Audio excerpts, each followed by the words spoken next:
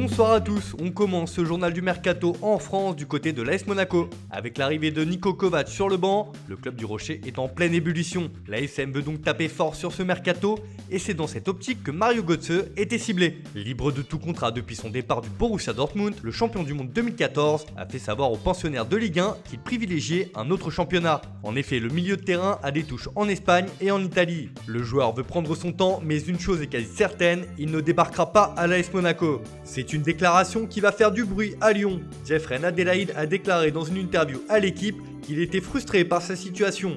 Le milieu de terrain est même ouvert à un départ de l'OL comme il l'a expliqué. Je ne vois pas forcément mon avenir proche à Lyon. Ma progression est arrêtée depuis un moment et il faut qu'on trouve une solution. J'ai besoin d'avancer. Les prochaines semaines s'annoncent agitées à l'OL. On reste en Ligue 1 pour notre premier focus du jour sur le Paris Saint-Germain. Avec de nombreux départs cet été, le club de la capitale cherche à se renforcer. Et c'est notamment en défense où il faut combler le vide laissé par Thiago Silva qui s'est engagé libre avec Chelsea. Leonardo, le directeur sportif du club, aurait donc dans son viseur Milan Skriniar de l'Inter. Les représentants du club et ceux du joueur seraient actuellement en pourparlers en vue d'une potentielle signature.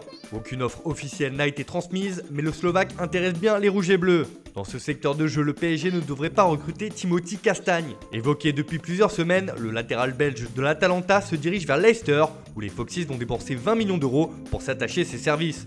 Adversaire du club de la capitale en finale de la Ligue des Champions, Jérôme Boateng pourrait être une piste envisagée par la direction parisienne. Les champions de France en titre ont un atout de taille dans leur manche avec la présence de Thomas Tuchel sur le banc. Suffisant pour convaincre le défenseur de rallier la capitale, rien n'est moins sûr. Pendant ce mercato, l'une des priorités du PSG est d'étoffer son secteur offensif après les départs d'Edinson Cavani et Eric Maxime Choupo-Moting.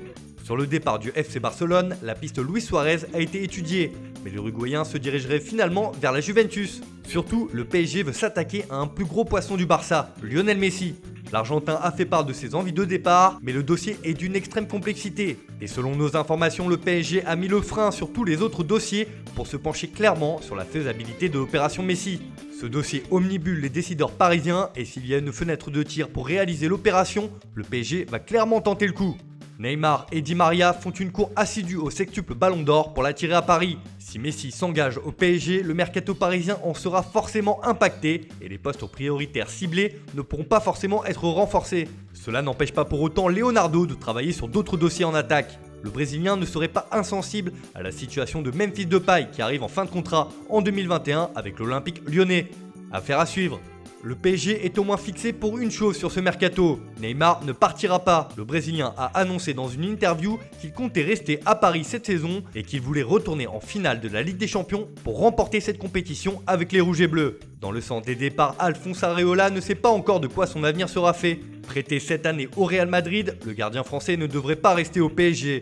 Et c'est le Stade Rennais qui aimerait en profiter. Selon nos informations, le club breton songerait à se faire prêter le champion du monde 2018 en cas de départ d'Edouard Mendy qui est courtisé par Chelsea. Affaire à suivre. À l'étranger, Arsenal fait le forcing pour récupérer encore Dani Ceballos. Le milieu de terrain du Real Madrid pourrait être prêté une saison de plus chez les Gunners. Le club londonien ne devrait pas disposer d'une option d'achat dans le deal pour l'Espagnol. On passe à notre deuxième focus du jour sur l'AS Roma qui a récemment changé de propriétaire et qui se veut ambitieux sur ce mercato. Le club italien négocie actuellement avec le Bayer Leverkusen la vente de Patrick Schick, un transfert qui pourrait voir le jour autour de 26 à 27 millions d'euros. Avec la somme récupérée grâce à ce transfert, le club de la Louve voudrait recruter Chris Smalling, déjà prêté par Manchester United l'an dernier. Le défenseur a convaincu l'écurie italienne de miser sur lui. Le club de la ville éternelle a déjà enregistré l'arrivée de Pedro, qui s'est engagé libre en provenance de Chelsea.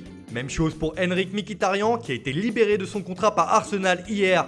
Prêté la saison dernière, l'Arménien retourne en Italie, où il va tenter de redonner un coup de boost à sa carrière qui tourne un peu au ralenti depuis quelques saisons.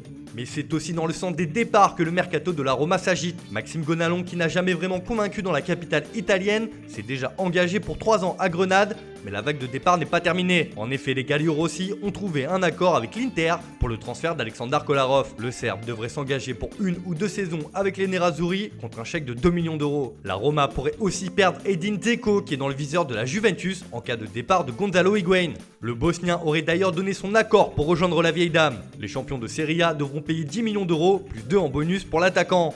Et le lifting pourrait bien se poursuivre avec un gros échange avec le Napoli. En effet, la presse italienne annonce que les deux clubs sont en discussion pour échanger Arkadiusz Milik et Nikola Maximovic contre 3 joueurs de la Roma.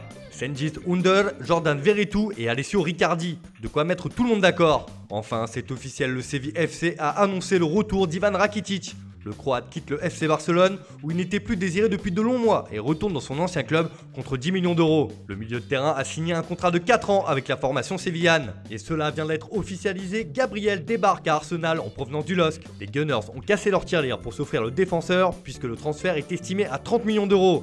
Le Brésilien a signé un contrat longue durée avec le club londonien. Voilà, c'est tout pour aujourd'hui, bonne soirée à tous et rendez-vous dès demain pour de nouvelles informations sur le Mercato.